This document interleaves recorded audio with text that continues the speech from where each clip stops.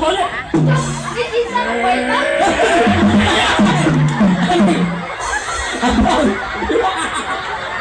Quý thái đi người sao nào vậy tôi lấy cái gì ạ anh em ăn co sao anh phong lên mang là sao ấy kì coi sao thế Lại đó đúng rồi. chọn xin cái ai Sai mà tiền ngày này bắn à. và chơi sạch mấy chay xui rồi nè Nghe sẵn ráy. đến tới là gì Sai chân nhau sai thế.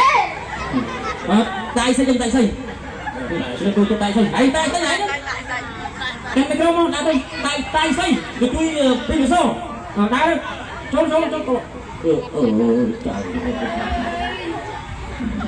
nó trâu làm hả đã thử trâu làm rồi chào đầu nào